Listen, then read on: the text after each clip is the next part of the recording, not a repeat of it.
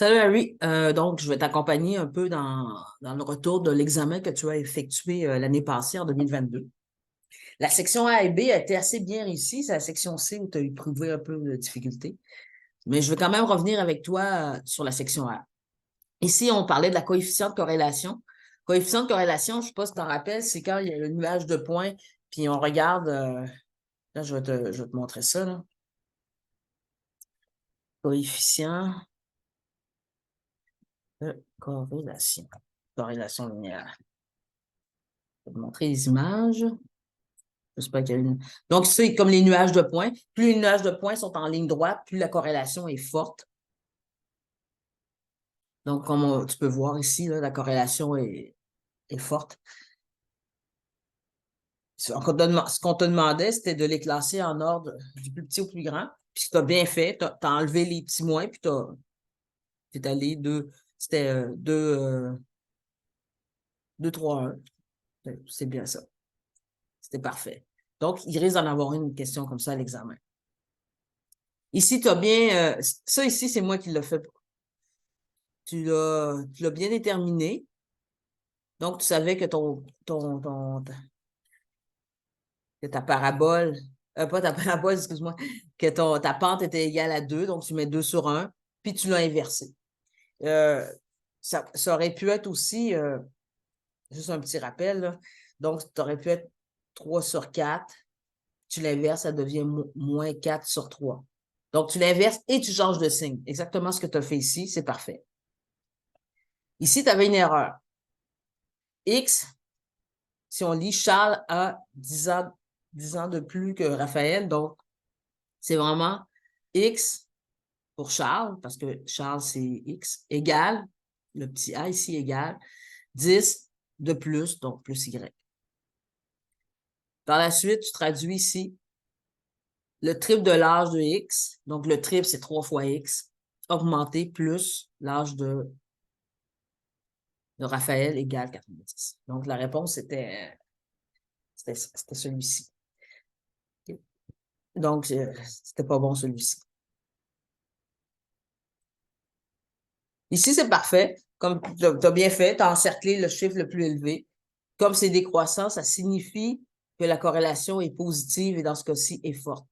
Toi, tu as marqué négatif. Il faut vraiment oublier, faut pas oublier que dans un tableau, quand c'est décroissant, quand ça descend, ça veut dire que quand je suis dans un plan cartésien, ça va monter comme ça ici. C'est ça qui va arriver. Je te montre aussi, pour te le prouver, je vais aller dans Chenelière de secondaire 4 pour te montrer ce qu'il y en est. Itinéraire. Encore là, c'est une question qui va se répéter à l'examen. Donc, c'est important de bien le saisir. C'est d'écrire l'inverse.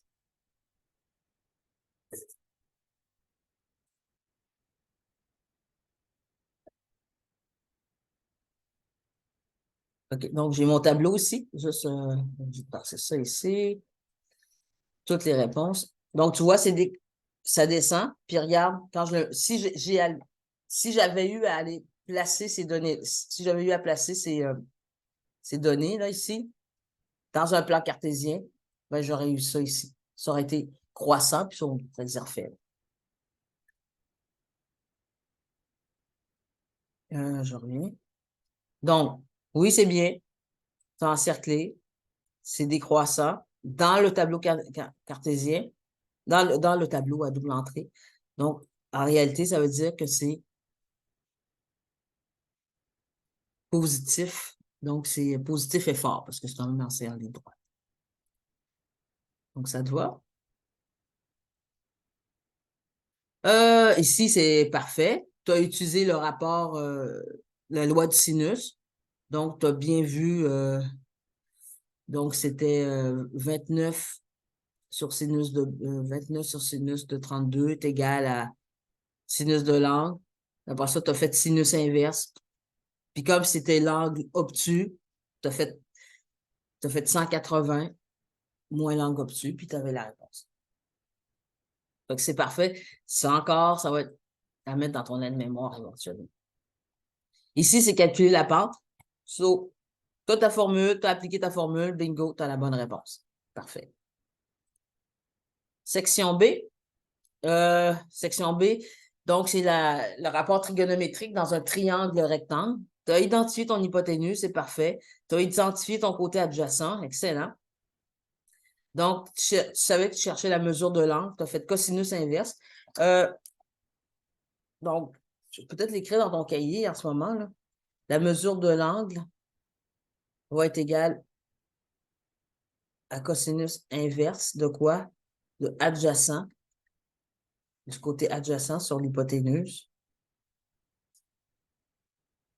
Donc, ça veut dire cosinus inverse 104 sur 138, puis bingo, tu obtiens la réponse directement, qui est 41, ce qui est excellent.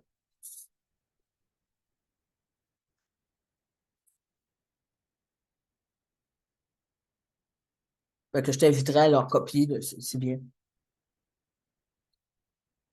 Tu écris ta formule, c'est parfait, c'est vraiment excellent. Ici, tu cherchais l'équation de la droite. Parfait, ça aussi.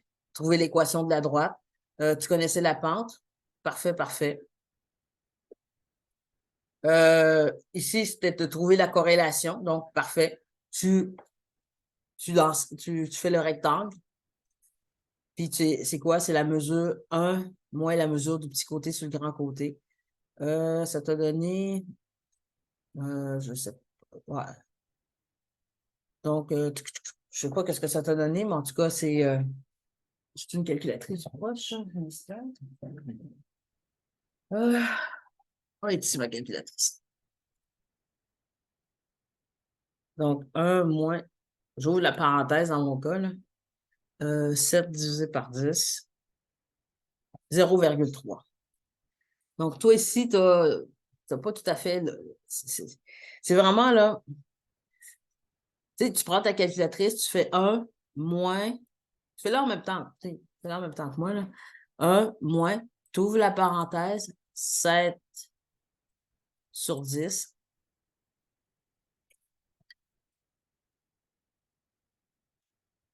Ça donne quoi?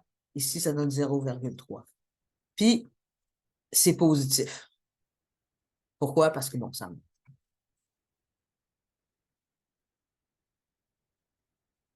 OK, ici, tu avais la fonction périodique. Donc, ce que tu aurais pu faire, tu aurais pu dire que ça commence ici, et ça finit là, et ça repart.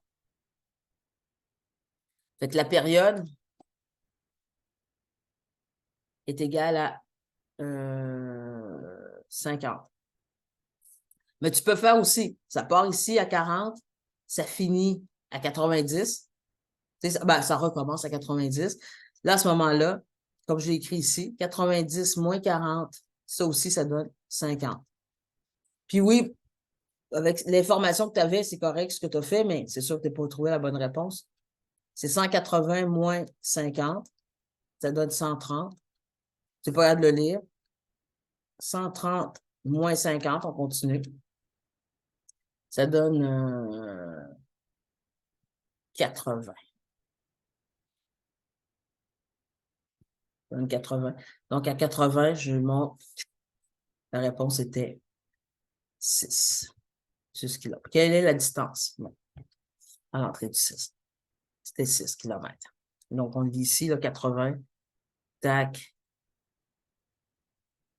et tac. Donc, c'est important d'être capable de repérer, repérer la forme qui se répète. C'est tout.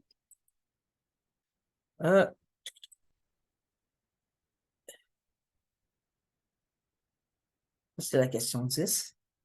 C'est beau, c'est beau. Question 11, ça a été bien réussi, tu as appliqué, tu as bien écrit bon, les mesures que tu cherchais. Excellent. Ou c'est moi qui les ai écrits? Non, ça a l'air de ton écriture, pas mon écriture. Donc, QR, c'était bien d'utiliser sinus parce que tu avais le côté opposé sur l'hypoténuse. Donc, tu as trouvé 119. Bon, tout est parfait. Ça va être de faire la même chose. Celui-ci, RU, la mesure de RU, donc c'est le côté adjacent puis l'hypoténuse, c'est le côté adjacent que tu cherchais. Excellent. Après ça, tu utilisais la loi de sinus parce que tu n'as pas le petit carré noir. Parfait. Vraiment parfait.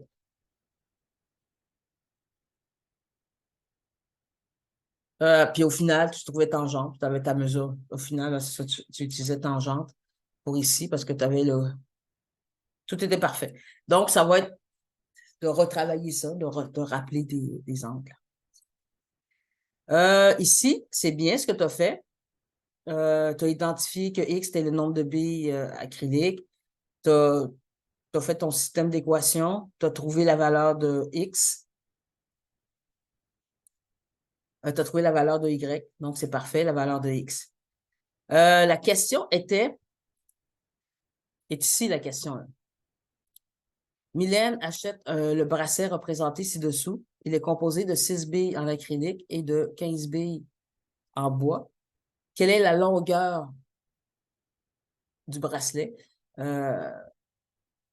Qu'est-ce que tu as fait? Donc, ce qu'il fallait faire, il te donne l'information que tu as. OK, en plus, tu as tes affaires ici. Tu avais mis ça en dessous, c'est parfait. Tu sais, dans le fond, c'est ça ici, là. Ça devient 6X parce que X, c'est l'acrylique, plus 15Y. Ça donne combien? Donc, c'est 6 fois ton X vaut quoi? 1,5. Prends le temps de le refaire en même temps que moi, là. Plus 15 fois 0,8. Donc, une fois que tu effectues l'opération, ça te donne la réponse et tu peux aller écrire ta réponse que ici, la longueur. Est-ce que c'est. Ouais. Ouais.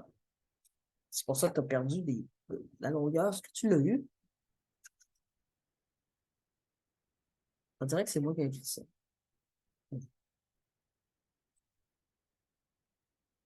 Euh, OK, c'est 1,5 au lieu tu as utilisé 1,6. C'est pour ça que tu as perdu des points. Et tu as perdu un petit point à cause de ça. 12 divisé par 8.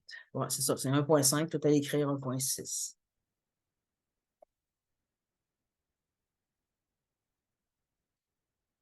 Je vais juste regarder une petite affaire. 6 divisé par 18. Ouais, c'est ça. OK, c'est là que c'est là l'erreur que tu as fait. Et je n'ai pas trop compris ce que tu as fait ici, là. Je présume que tu as en tout cas, multiplié. Puis, et, donc, si j'ouvre la parenthèse 1,5 plus 15, j'ouvre la parenthèse 0,8. Ça donne 21. Donc ici, là, ça. Tu n'as pas la bonne réponse. C'est pour ça que tu as perdu quelques points. Tu as perdu 2 points, en fait. Ici, maintenant. Bon, on regarde ça. Tu sais que les deux droites sont parallèles. Petit rappel, quand les droites sont parallèles, ça veut dire qu'ils ont la même pente. Donc, ce numéro-là, on va le faire ensemble. Donc, tu connais l'équation de NW. C'est bien de l'avoir écrit en bas, mais c'est préférable de l'écrire ici. Donc, tu sais que c'est Y est égal à moins 4X plus 92.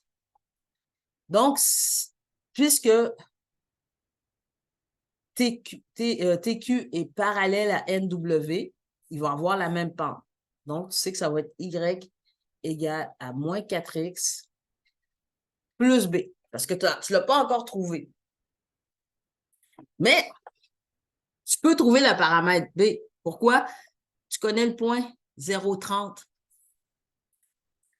Donc, c'est y égale à moins 4x plus b.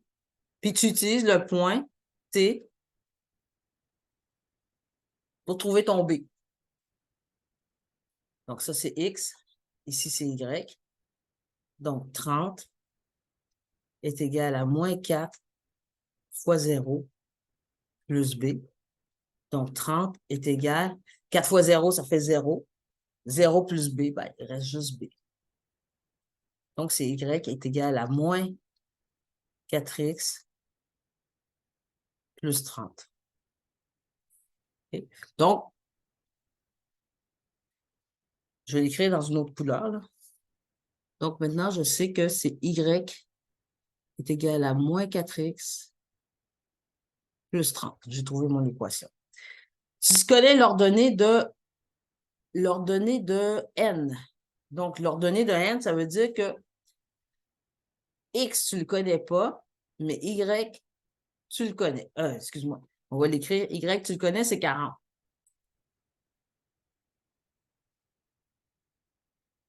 Donc, on va écrire 40. Encore là, le n est sur la même droite que cette équation. Donc, tu peux l'utiliser pour trouver la valeur de x. J'ai ici, je vais faire ça ici. Donc, j'écris mon équation. Y égale à moins 4x plus 92. Je sais que y est égal à 40. Donc, je peux trouver x. Donc, ça fait 40 est égal à moins 4x plus 92. Je vais isoler ton x. Donc, je fais moins 92 de chaque côté.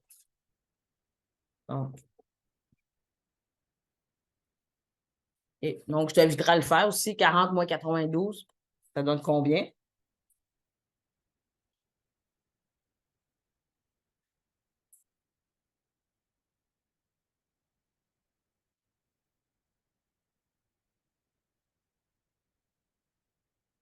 Et rendu là, on divise par moins 4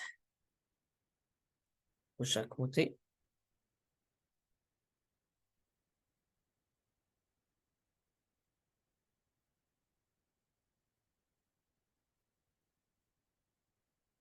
Ce qui donne 13, parce que 2 négatifs ensemble, c'est positif. Donc, en fait, le point, c'est 13, 40. Donc, ici, maintenant, tu connais ton point. 13, 40. Et on continue comme ça. L'abscisse du point Q, c'est 5. L'abscisse, c'est X. Ça veut dire que c'est 5 Y. Ici, tu peux trouver la valeur de Y. Pourquoi? Parce que tu connais l'équation de la droite, qui est moins 4x plus 30. Je travaille ici.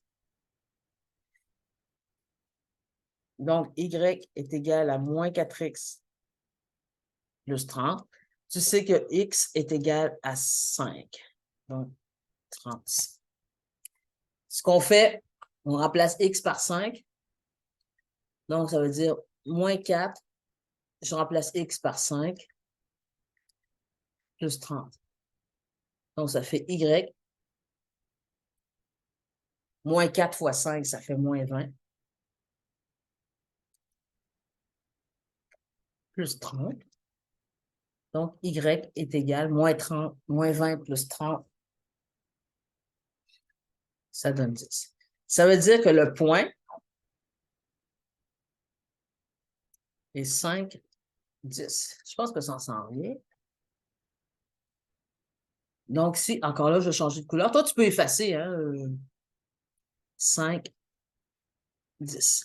Et la question finale est, quelle est la pente de Q N.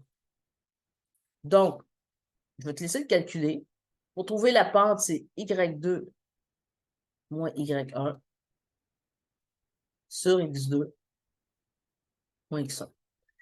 Puis tes 2 points, c'est 5, 10 et 13, 40. Donc, ça, c'est ton X1, Y1, X2, Y2.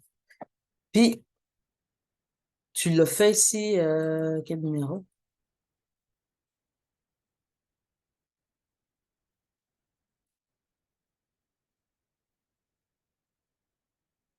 Non, pas ici. Je me souviens.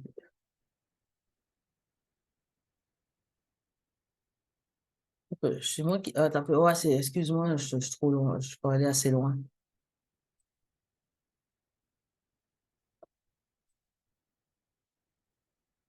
OK, excuse-moi. C'est au numéro 6. Tu l'as fait au numéro 6, fait que tu peux te référer au numéro 6 pour pouvoir faire la question. C'est une question qui est assez complexe, mais ça joue avec les droites parallèles, OK? Puis la même question ça aurait pu être les droites perpendiculaires. Le principe est le même. Fait que c'est pas. Oui, c'est complexe, mais une fois qu'on en a vu un, l'autre va être un petit peu plus facile.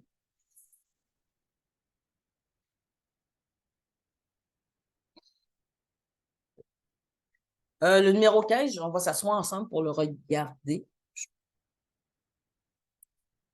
On va faire le numéro, ça c'est ce numéro-ci. Okay. Ce numéro-ci. Tu as utilisé cosinus? Oh, fallait pas. C'est sinus qu'il fallait utiliser. Tu cherchais le côté opposé. Euh, je vais, euh, je vais me tasser ici.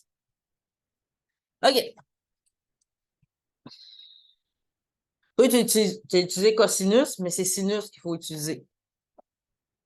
OK, c'est ça. Donc, oups, c'est ça. Je vais prendre mon crayon.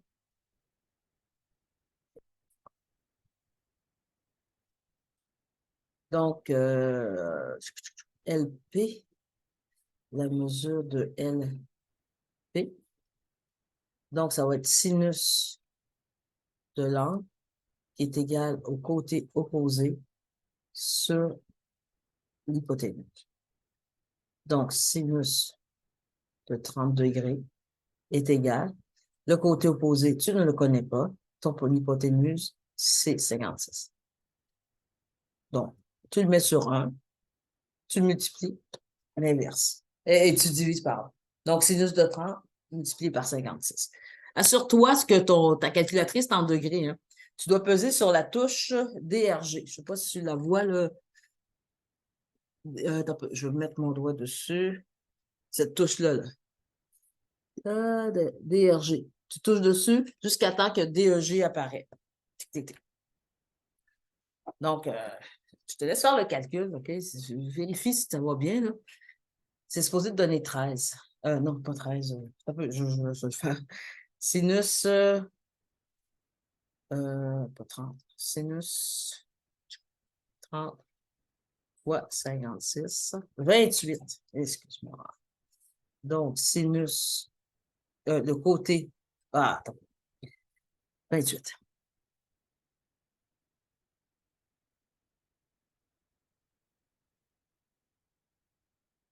Donc, 28 est égal au côté opposé. Donc, ici, par là, en tout cas, ça fait 28.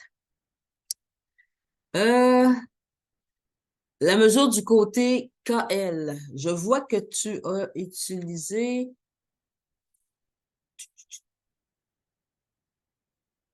Tu as utilisé ceci, c'est bien. OK. Attends. Donc, la mesure de KL. Je vois pas très, très bien comment tu l'as calculé.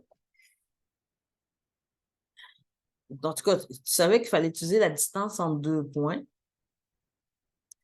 X2 moins X1 au carré plus Y2 moins Y1 au carré.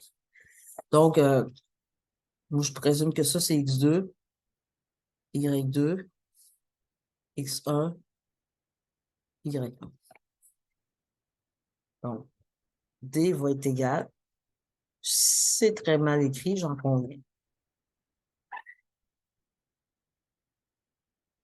C'est pas, je vois les mesures.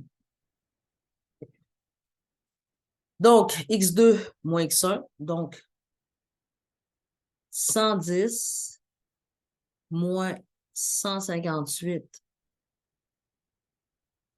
au carré, plus Y2, 122 moins 86 au carré. Je calcule l'intérieur du radical en premier. Donc, j'ouvre ma parenthèse, 110 moins 158 au carré, plus 122 moins 86 au carré. Ça donne 3600. Et racine carrée de 3600, ça donne un gros 60. Fait que moi, je t'invite quand même à faire le calcul pour t'assurer que tout va bien. T'as-tu trouvé 3600? Racine carrée après, bon, bingo. Donc, ce côté-ci mesure 60. Maintenant, tu cherches l'air, ils te disent que l'aire du rectangle est égal à l'aire du triangle qui est ici. Tu as utilisé la bonne formule. Tu as utilisé la bonne formule.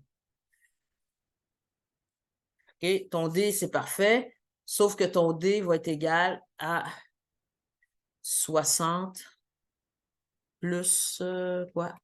Plus 80 plus 28. 60 plus 80 plus 28, divisé par 2. Okay? Donc, je t'inviterai à le refaire au complet pour trouver la réponse. Okay?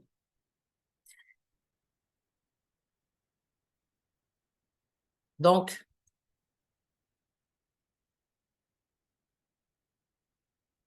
trouver la réponse. Puisqu'ils ont le... Puis là, prends le temps de calculer ton aire au complet, là.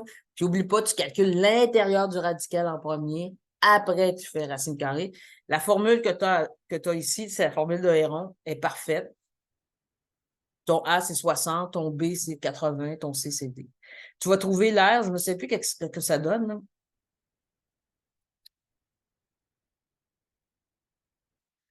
L'aire est supposé te donner 672, en fait.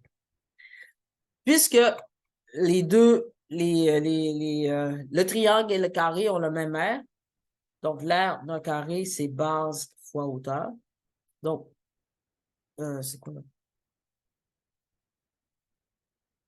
672 va être égal. La base, c'est ce que tu ne connais pas. La hauteur, c'est 21. Tu divises par 21 pour isoler ta base.